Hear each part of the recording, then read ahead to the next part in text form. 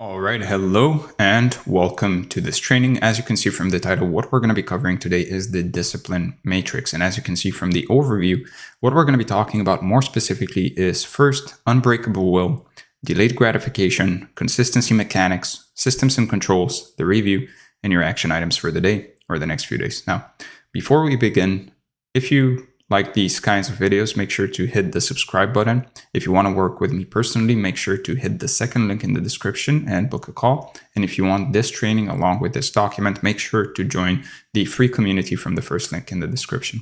With that being said, let's talk about unbreakable will. Now, nothing in life really bends reality faster than an unbreakable will. It is the raw material out of which discipline, ambition, and greatness are really created from. So when you decide that your will cannot be broken, you basically stop negotiating with weakness, you stop bargaining with mediocrity, and you start moving like a force of nature. Without this foundation, every tactic and system will collapse the moment temptation or fatigue creeps in. So it doesn't matter how well your plans are drawn, without will and willpower, they rot the second resistance really arrives. So willpower is similar to discipline. It's not something you either have or you don't. It is created through friction, through thousands of tiny decisions where comfort whispers one thing and you deliberately choose the harder alternative. So every time you take the path of resistance, your resolve thickens, and every time you default to the easy way, your resolve thins. And this is why every decision in your life really counts far more than you actually might think. It's not the big choices that really define your strength and your willpower and your discipline. It's the countless invisible ones that no one else even sees. So once you understand that resolve, willpower, discipline, whatever you want to call it, is not really an abstract gift, but a skill that's built daily, the next realization is that you can deliberately strengthen it by putting yourself in controlled trials. Now, life is constantly handing you small tests, but most people really run from them. The coffee you crave when you told yourself you'd cut caffeine, or the snooze button that tempts you after a late night, or the easy excuse to skip a workout. These moments are not inconveniences. They are invitations to create discipline, to create willpower. If you treat them as such, every day really becomes a training ground, and every no becomes a repetition in the gym of discipline. Each test is really a fork in the road. One path feeds weakness, which is usually the easy choice. The other builds armor, which is usually the harder choice. Most people underestimate how often these forks really show up, which is why they remain fragile without even really realizing it. So strength is built in layers. Saying no once might feel small, but if you stack 1,000 of those small decisions and small denials, you've constructed a fortress around your mind. And that fortress is what will keep you steady when storms inevitably arrive. So the first step is simply noticing when you're at a fork. Most people live blind and they're pulled by craving like a puppet on strings. Now, if you don't want to be this person, well, you need to bring more awareness to the moment. Awareness cuts those strings and basically gives you the option to stand firm. Now, willpower must not just show up when life is calm. The real proof is when chaos hits. Death in the family, a breakup, a financial collapse. Now, I'm not telling you to not process your emotions if these things happen, but what I am saying is that you can not let them crumble you completely. Most people crumble here, but if your will and discipline and resolve has been basically trained daily, you do not break, you adapt. And continuity of discipline and will is what separates someone who holds discipline only in good seasons versus someone who stays unmoved regardless of circumstance. A fragile willpower bends with the weather. An unbreakable will, unbreakable discipline ignores it. And so this means that these small trials cannot be skipped because they are your training runs for the harder tests to come. If you can stand firm when everything shakes around you, people begin to see you as immovable. And eventually, you begin to see yourself as immovable too, which is the more important part. But to keep continuity alive, you really need a vision. that makes discipline worth it. Otherwise, the weight of sacrifice will crush you before you reap the reward. That's where the deeper drive comes into play. No one maintains iron will just for the sake of it. There has to be some kind of a vision or identity on the other side that is actually worth bleeding for, that is actually worth fighting for, and remaining disciplined for. This is why people can endure prison camps, grueling training, or years of obscurity chasing mastery. They're fueled by something larger than momentary comfort. If your vision is weak, your will collapses. If your vision is compelling, your will becomes untouchable. So when discipline is tied to who you are instead of what you do, it really becomes automatic. For example, saying, I am the type of person who doesn't break. If you repeat that sentence, if you live that sentence, and if you actually believe that sentence, well, it basically hardwires will into your nervous system. Purpose gives you a reason to eat the pain. If you can clearly see the life your discipline unlocks, then the suffering becomes not only bearable, but necessary. It becomes the path itself. And so vision grows stronger the more vividly you picture it. If you can see it, feel it, and live in it mentally, you'll endure whatever it takes to make it physical. And so unbreakable will is not actually free. Unbreakable discipline is not free. It demands you sacrifice a lot. It demands you sacrifice comfort. It demands you sacrifice social approval, and sometimes even some relationships. Now, I know there's a lot of people that would say, don't sacrifice your relationships. Being around people is the best thing ever. Cool. We're not talking about you. We're talking about the people that actually want to get to a level they haven't been before. Sometimes that will require sacrificing certain relationships. I'm sorry to say. Some people will not understand you. They will tell you to relax. They will tell you to live a little. And living a little will be their version of living a little. So they'll tell you to stop being so extreme. This toll is required. If you are not willing to really sacrifice, you're not really willing to build the life you actually want, and you're actually not willing to build discipline. The cost is steep. That's the point. But the reward is immortality in the memory of the people who matter and domination in your own lifetime. So sometimes you will walk alone. Few really have the stomach to take the road you might get on. And that isolation, if you let it, can become fuel that hardens you rather than weakens you. So sacrifice clears the fog. When you stop indulging every craving, you begin to see what really matters. And life simplifies in a way that most people will never know. So the strange irony is that those who once mocked your extremity will later bow to it, because deep down, everyone respects what they cannot do or have themselves.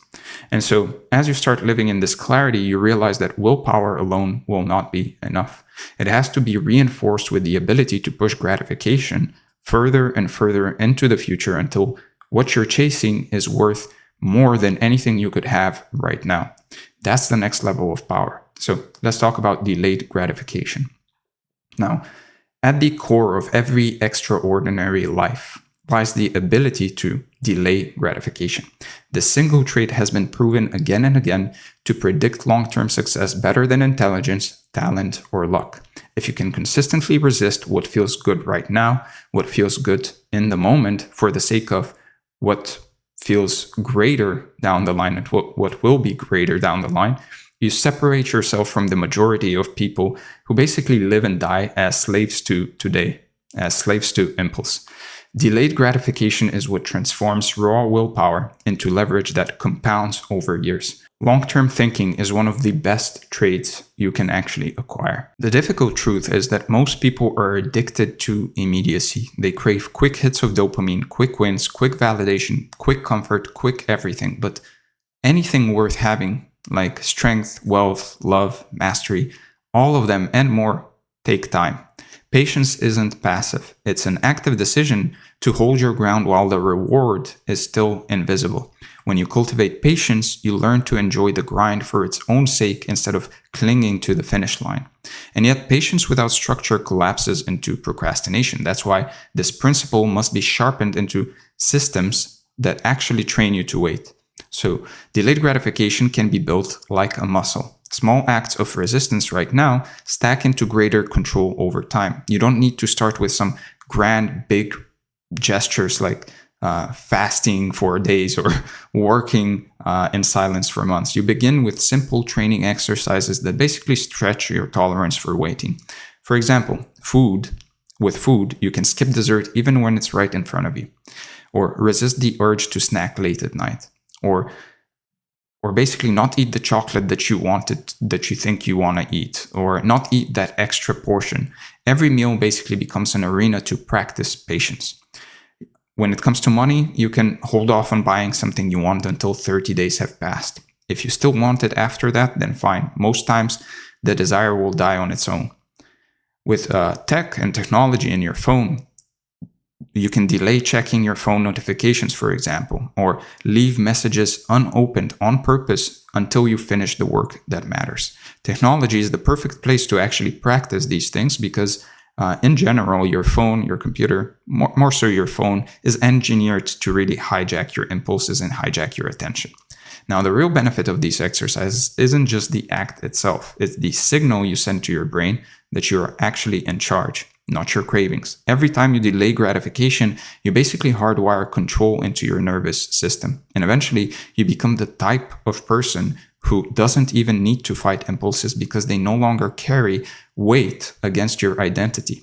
Each victory makes you proud of yourself in a way that external rewards never can, and that pride is fuel that carries you further. And the more you prove that you can delay gratification, the less anything can actually control you. You become untouchable by temptation because you've actually mastered the art of waiting. Now, once you've tested that kind of freedom, you start realizing that delayed gratification isn't just about resisting impulses, it's more so about directing energy towards the future. Now, delayed gratification is really just the art of investment applied to every area of your life. You trade basically what feels good now for what feels incredible later. When you save money instead of spending it, you're investing. When you lift weights instead of staying on the couch, you're investing. When you study while everyone else is partying, you're investing. The entire principle of compounding returns comes alive through this practice. Now, money, for example, compounds when you delay unnecessary consumption. The longer you hold, the more powerful your position becomes. Strength compounds when you push through pain now for vitality later. Every rep you endure today can basically, I'm exaggerating here, but can basically buy you years of energy tomorrow.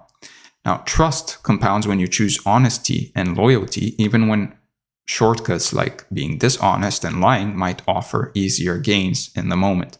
The challenge with delayed gratification is that the reward is always invisible in the beginning, and most people quit because they can't see those results fast enough, because they're addicted to immediacy. This is why vision matters. You need to vividly imagine the payoff while you're still grinding. Without vision, patience feels like suffering. With vision, patience feels like building. And so, as vision expands, something deeper starts to click. You realize that delay isn't just about waiting, but more so about willingly sacrificing pieces of comfort now to feed something larger later. That sacrifice isn't punishment, it's the highest form of power. Now, once you're done with that, you'll need to be consistent. And so, let's talk about consistency mechanics. The real power of discipline doesn't come from one heroic burst of effort. It really comes from the boring, repetitive, and monotonous work over and over until results become inevitable. Consistency is the bridge between ambition and achievement, and without it, nothing really lasts. Anyone can get motivated for a week. Few can actually sustain their momentum for years. So mastering consistency requires more than just good intentions. It demands mechanics, meaning systems, cues, practical rules that make showing up automatic instead of optional. So consistency begins with defining the minimum you will never go below. Most people fail because they set their standards, believe it or not, unrealistically high, then crash and then quit altogether. The secret is to build a baseline that is so easy you can hit it even on your worst days. And from that baseline, you can actually stack momentum. So if you want to build a writing habit, for example, you can start with 1 sentence a day. There's a platform, a social media platform where you can actually start doing that. X or Twitter, whatever you want to call it. If you go to mine, I've basically written thousands of tweets at this point, and you can just go back in time and look at them, that I started a few years ago. And this is my second account. The first one I closed down. Now, Twitter is a perfect platform to actually practice just writing one sentence of something and actually expressing your thoughts with clarity and precision and in a concise manner. So if you want to exercise, you can also commit to 5 minutes. Now, what that means is you can take a 5-minute walk. You can literally jump rope for 5 minutes. You can do push-ups for 5 minutes. It doesn't matter. The floor is what makes the ceiling possible. So a small baseline basically kills the excuse of I don't have time. Once the action is automatic, you basically expand it naturally. But baselines alone aren't enough. To make consistency automatic, you need triggers that remind you to act. Now, habits thrive on cues. A cue is simply something that tells your brain, now it's time to do this. Without cues, habits live in memory, and memory is not that reliable. With cues, habits lock into place like reflexes. So there are different types of cues. Here are 3. The first one is environmental. This can be something like placing your gym shoes next to your bed or putting a notebook on your desk, basically letting your environment signal the action before your brain has the chance to resist. The second one is time-based, meaning doing the same thing at the same hour every day. Now, this kind of routine can literally program your biology because eventually your body expects the activity and the resistance slowly disappears. The third one is emotional, and emotions can be cues to actions, believe it or not. Even negative feelings can actually be cues. For example, stress, anger, or boredom can become triggers, positive triggers, if you link them to productive responses instead of destructive ones. So for me, anytime I feel that feeling of quote unquote boredom, I write or I read. That's basically the connection I've made. Now, once those cues are fire, friction must be removed so that taking action actually feels natural. So your consistency is bound to fail when the path to action is actually cluttered. Every point of resistance, like finding your shoes or opening apps or preparing your tools, all of these and similar ones become an excuse. So essentially, to sustain your effort, you need to strip away friction until the action is almost impossible not to do. So for example, you can lay out your clothes the night before, or automate your payments, or batch prepare your meals, and so on. The less you think, the more you'll be able to do. So once you've removed friction from the actions you actually want to take, you should invert the process and basically add friction to the behaviors you want to eliminate. So for example, deleting social apps, or moving junk food out of the house, or blocking certain websites. Basically lock your distractions behind a ton of effort. Now, with friction, the next piece is rhythm. A mechanic is useless without tempo. So consistency works best when it follows predictable patterns. Humans are rhythmic creatures, and so you need to build cycles of effort and rest that your body can actually anticipate. Rhythm makes work less about discipline and more about flow. Now, there are many ways to do this, so here are a few examples. For example, every day, you can anchor yourself with morning and evening routines. Now, these set points will basically protect your consistency in more chaotic days. Now, when it comes down to your week, you can assign focus themes to your days. For example, you do sales calls on Monday, deep work on Tuesday, content creation on Wednesday, etc., so that your decisions are already made. And recognize that some seasons will require harder pushes and others will require lighter maintenance. Rhythm means adapting so that you don't break and can continue for longer. Now, with rhythm set, accountability becomes the reinforcement that makes sure nothing slips between the cracks. So consistency grows stronger when it's not just you watching. Accountability can be external or internal, but the principle is always the same. Pressure increases performance. When it comes to external accountability, a coach, a partner, or a peer group will basically raise the standard because you know someone will notice if you slack. When it comes to internal accountability, that can be anything like journaling, tracking, and creating self-reports. Now, these will keep you honest even when no one else is watching. The act of recording keeps the loop alive. Now, the strongest accountability is the hybrid, basically having both external and internal accountability. But accountability only really sticks when it's paired with rewards that prove progress is real. So the brain loves progress, but if you don't give it proof, it will lose interest. So consistency thrives when you create feedback loops that show the reward of sticking to the process. One way to do that is to track your streaks. Cross off days, watch the chain grow until you basically refuse to break it. Along with that, you can give yourself small rewards after milestones. Now, this doesn't mean destroying your progress with destructive habits, but rather reinforcing it with experiences that signal growth. A very easy example for this is let's say you're losing weight and you've reached the milestone on your weight loss journey. Instead of binging and completely destroying your progress, not that it's really possible, depends on how much you've actually lost, but a lot of the times people can actually completely destroy the progress they've made by binging as a cheat day, which is supposedly a reward for them sticking to the diet. Rather than doing that, maybe have a cheat meal, one that won't really take you outside of your diet, but maybe will bump your calories a little bit and it will make you feel like, okay, I've just achieved a milestone and I gave myself a reward. And remember to pause and feel pride in the act itself, because pride is the most sustainable reward of all. Now, the final mechanic is resilience, because even with cues, rhythm, and rewards, life will throw days at you when the system kind of crumbles. And so true consistency isn't about never missing, it's about never letting misses multiply. Now, I have a video on this on the channel, so make sure you go watch it. Consistency means always returning to the thing. Everyone falls off. The winners reset fast without guilt or judgment and just come back to it. If you miss one workout, for example, the only rule is don't miss the next. So you don't focus on not missing the first one, you focus on not missing the second one. Consistency is really about recovery speed. So one thing you could do is to adopt the never twice standard. Slipping once is pretty human.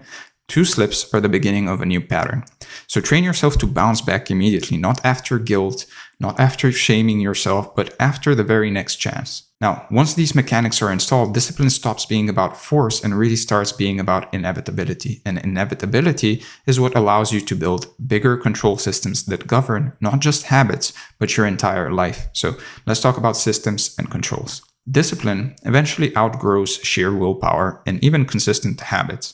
To scale beyond your own limited energy, you really need systems and controls. A system is a structure that produces results automatically. Controls are basically the mechanisms inside it that keep everything on track. They keep the system on track. Without them, discipline is fragile and dependent on moods and motivation. With them, discipline becomes more self-sustaining, like a machine that basically runs whether you feel like it or not. And this is where you really stop managing yourself like an amateur and actually start operating like a professional. So you need to think of your life as a machine. Every machine has inputs, outputs, and feedback loops that make sure everything is working correctly. So with that in mind, systems and controls are the frameworks that stabilize the machine. You decide what goes in, how it gets processed, and what comes out. Most people live without a framework, which means their results are always pretty random. But when you install one, results become very predictable. So inputs are about things like what you consume, who you talk to, what you allow into your mind. These are the raw materials of your system. Garbage in, garbage out. Processes are about the way you work, the rituals you follow, the methods you repeat. This is the engine that essentially transforms your inputs into outputs. Now, outputs, on the other hand, are about your results. Now, results aren't accidents. They're the inevitable product of what's upstream. So you need to track them ruthlessly so you know if the system is actually producing the outcome you wanted in the first place. Now, once you understand the framework, you can start building controls to make sure it doesn't actually drift. So a system without controls eventually collapses. And so controls are essentially the checkpoints that catch you when you start slipping. They keep the machine honest. If you try to run everything on memory and willpower, you'll fail. With controls, failure gets caught before it snowballs. So tracking metrics becomes non-negotiable. If you're not measuring, you're guessing. And if you're guessing, your results are going to be random. Whether it's calories, sales calls, workouts, or your hours worked, tracking tells you the actual truth. Now, audits are another form of control. Having daily, weekly, or monthly reviews will help you recalibrate. No system runs perfectly forever, so audits will keep you aligned by forcing reflection and adjustment often enough. Now, another important point here is to build automatic responses, or in other words, if-then triggers. When certain thresholds are hit, for example, if expenses go above a set number, you'll cut your spending. If your sleep time goes below a set number of hours, you adjust your workload. Basically, if-then triggers. If this happens, then I do this. So with controls in place, you must then design environments that actually keep the system frictionless. So no system will survive if your environment is basically sabotaging it all the time. So even the best system will collapse in the wrong environment. Your surroundings act as either accelerators or anchors. You need controls baked into the places you live and work. So make your environment fight for you instead of against you.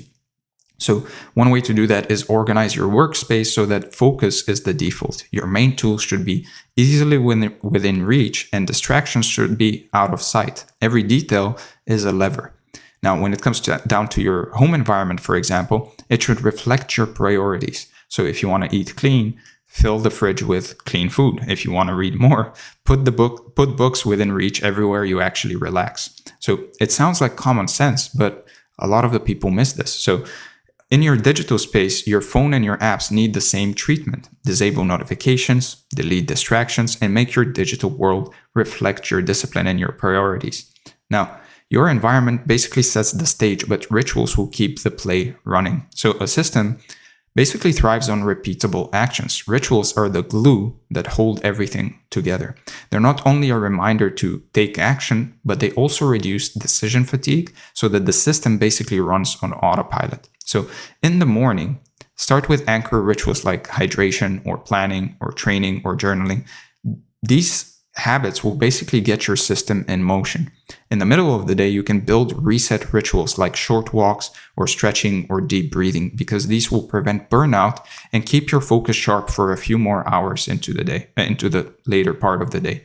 Now, in the evening, you can end your day with closing and decompressing rituals like reviewing your day in your journal or preparing for tomorrow and unplugging. And this will basically reset you for the next cycle and will make tomorrow easier to get into motion. So with that said, rituals basically make systems automatic, but accountability makes them unbreakable. So one way to do that is to build accountability controls into your system so you're never really relying on yourself. Even the strongest people will slip when no one's watching. The best systems anticipate that weakness and correct it with either external, internal, or hybrid accountability like we talked about earlier. Now, once those accountability checks are in place, you move into optimization, tuning the system so it doesn't just work, but works at peak efficiency. So a strong system is never static. It should adapt as you grow. Optimization means tweaking levers for better results with less effort without breaking the machine. So every week, ask yourself what worked, what failed, and what can be improved, and actually write these things down in your journal. Now, systems can become also overwhelming and reach a point of diminishing returns if you bloat them. And so if a step doesn't add value, if a habit doesn't add value, don't add it. The tighter and leaner the machine, the stronger it will be. I see so many people just adding habits on top of habits every single day, and their morning routine is like 5 hours long. Then they wonder why they're not productive. And the only reason they're adding all of these habits is because such and such influencers said to do that. Don't.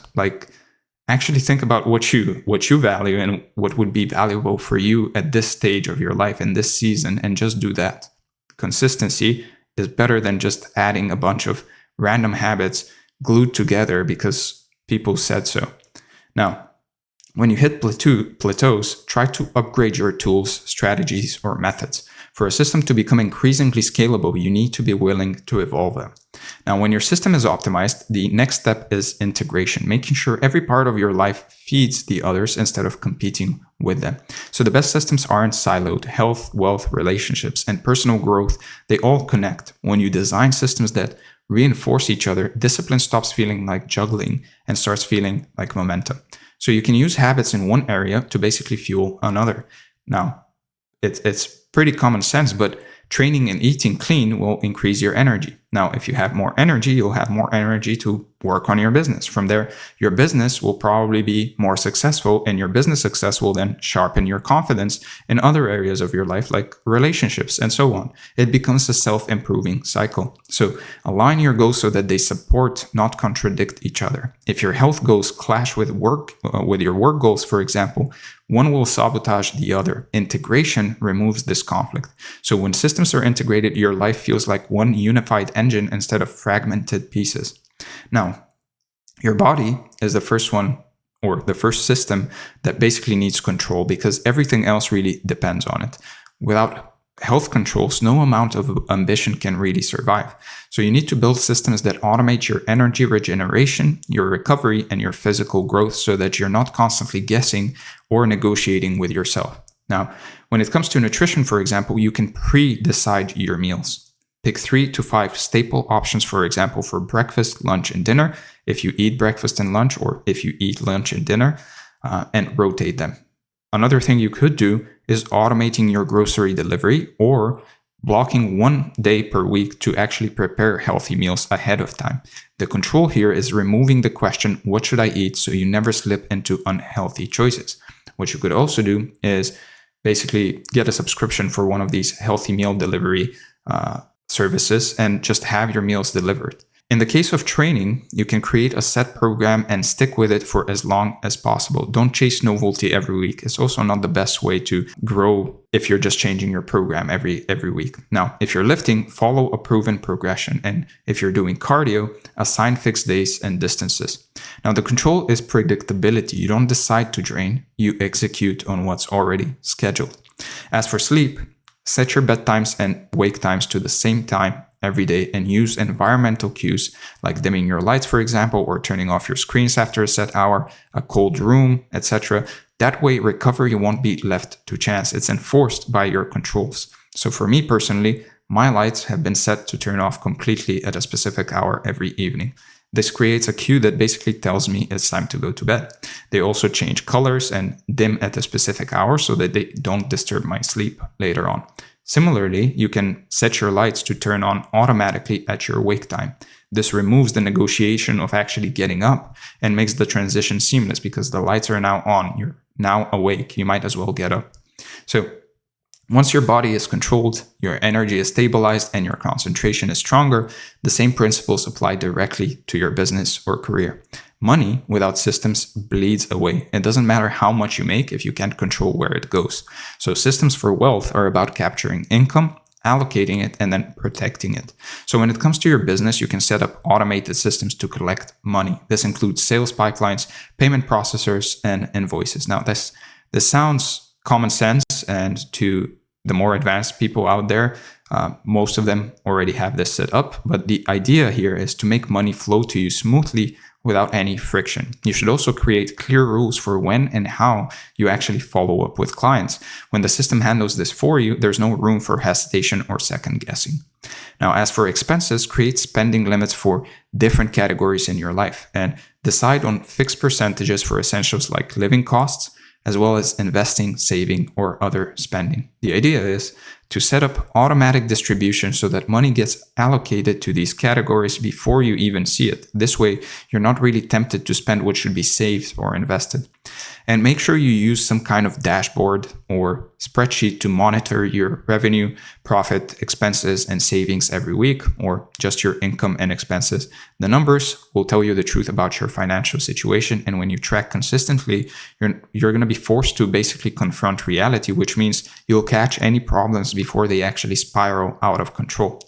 Now, with money stabilized, your focus turns towards relationships. And here, systems are just as important, though most never really think to apply them. Discipline without connection collapses into loneliness. So systems and relationships basically keep them alive, even when you're focused on bigger missions. They don't make relationships robotic, but rather they make them reliable. Here are some examples for romantic relationships specifically, but you can basically, to a degree, apply those with other people in your life. So, for example, you can schedule relationship rituals just like you do with work. Weekly date nights, daily check-ins, quarterly trips. Consistency will beat grand gestures that only come when your guilt hits you. Now, another way to do it is to actually sit down and outline some rules for yourself, but also for your partner on how you handle conflict. For example, no insults, no going to bed angry, no stonewalling. Now, I'm not saying that some of these will work for everyone or that all of them will work for everyone. For example, I know people that actually don't believe in the no going to bed angry and it works for them. They actually would rather just go to sleep and discuss it the next day. But the idea is to set up these controls, to basically set up some rules for how you handle conflict in your relationship with that other person. Now, these controls will prevent your emotions from actually hijacking the system. So treat the relationship also like a project in a way. You can set shared goals, you can track progress together, you can review together. Systems keep love from drifting into routine. Now, if you tell yourself, well, I haven't been doing this because my partner isn't interested, well, you need to lead at some point. So lead with that, do it yourself, and they will most likely follow you. Now, with health, wealth, and love structured, the last system ties it all together, yourself. The mind is the central control unit. Without systems here, everything else really collapses. Mental systems regulate your identity, focus, and emotional stability, as well as your mindset. So write and review your personal principles daily, for example, who you are, what you stand for, what you refuse to compromise. This is a control mechanism that hardwires and also anchors your behavior to something written out, to something most likely, and even better if it's physical. So if you actually have a piece of paper on which you've written these things down. You can also, as an example, run your days off a planner and break your big goals into weekly and daily targets. And the most important point here is, I would say, make time for reflection. Every week, review what worked, what failed, what lessons can be actually extracted. Because without these reflection controls, your experience will get wasted rather than create a positive feedback loop. Every week, every month, every year, you go through things that teach you very valuable life lessons that they just disappear because you actually don't log them anywhere. And in the future, if the history sometimes repeats itself, in the future, when you actually experience those same things, you won't necessarily know how you handled them because you would have forgotten. If you actually log your experiences and you journal and you write these things down, you will basically have a running log of exactly how you handled certain problems in your life and how to handle them again. And so nothing will be very new to you anymore. You will become basically unstoppable. So when these systems are designed and controls are enforced, life stops being a game of luck and every area starts feeding the others. Every slip gets caught, every action compounds, and from here you can finally lock discipline into a permanent upward spiral. With that being said, let's go over the review. We talked about unbreakable will, delayed gratification, consistency mechanics, systems and controls, the review, and finally your action items for the day or the next few days. First, map out the 4 domains of your life: health, wealth, love, and self. And after that, install at least one control system in each and keep it simple but consistent, such as pre-decided meals, for example, automated savings, scheduled relationship rituals, and weekly reflection reviews. Then create boundaries that protect your discipline. Remove distractions from your environment and set time-based cues and commit to never twice resets when you actually miss something. Discipline is not about perfection, but about keeping that drift contained. And finally, implement recovery as part of your system, not outside of it. Schedule active, passive, mental, and spiritual recovery across your week so that the engine stays sustainable. And treat rest like training because it is what keeps performance compounding at the end of the day. With that being said, if you enjoyed this training, make sure to subscribe to the channel for more. If you want this document along with the training itself, make sure to join the free community from the first link in the description. And if you would like to work with me to implement all of this one-on-one, then make sure to book a call from the second link in the description. With that being said, thank you for being here, and I'm going to see you in the next one.